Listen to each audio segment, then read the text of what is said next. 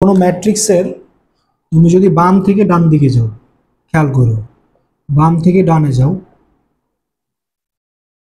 বাম থেকে ডানে, সেটা দেখি চলো, বা সিম্পল কথাটা মাথায় রাখবা, এক্স অক্ষ বরাবর। অক্ষ কল্পনা করলে জীবনে বলবো না, আমি অক্ষ কল্পনা দিয়ে সবসময় করতাম। এক্স অক্ষ বরাবর যদি বলি আমরা, সেটা কি, সেটা সবসময় মাথায় রাখবা সারি। সারি ইংরেজিতে যেটাকে আমরা কি বলি, রো। যেমন দেখো, এই একটা দাগ, এই যে বাম থেকে ডানে গেলাম, এটা কি, সারি।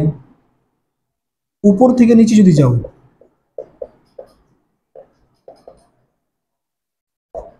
এই হচ্ছে উপর থেকে নিচে, এটা কি, এটাকে বলি আমরা কলাম।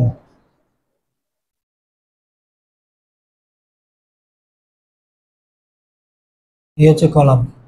এই উপর থেকে নিচে কলাম, বাম থেকে ডানে গেলে সারি, উপর থেকে নিচে, এটা আমরা যদি বলি ওয়াই অক্ষ বরাবর যা থাকে সেটাই। এভাবে মাথায় রাখবে, এক্স অক্ষ বরাবর সারি, ওয়াই অক্ষ বরাবর কলাম। তাহলে যদি আমি কোনো এরকম এন্ট্রিগুলোকে বা ভুক্তিগুলোকে যদি থার্ড ব্র্যাকেট বা তৃতীয় বন্ধনীর ভেতরে কিছু সারিবদ্ধভাবে এবং কলামবদ্ধভাবে রাখি, তাহলে এইটাকেই আমরা বলবো ম্যাট্রিক্স। এই হচ্ছে কথা। এখন সারি কলাম তো বুঝলাম, একটু একটু করে দেখান, চলো করি।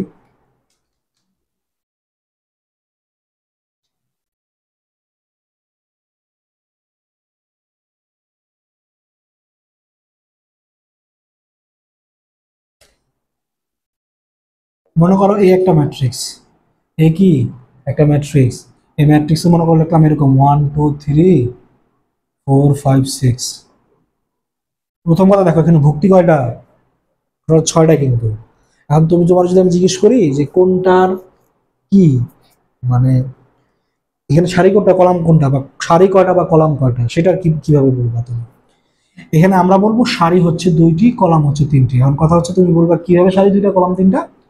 এক্স অক্ষ বরাবর দেখো, বাম থেকে ডানে যাবো, এরকম কয়টা আছে, এই একটা, এই একটা, আর কিন্তু নাই, এই একটা আর এই একটা।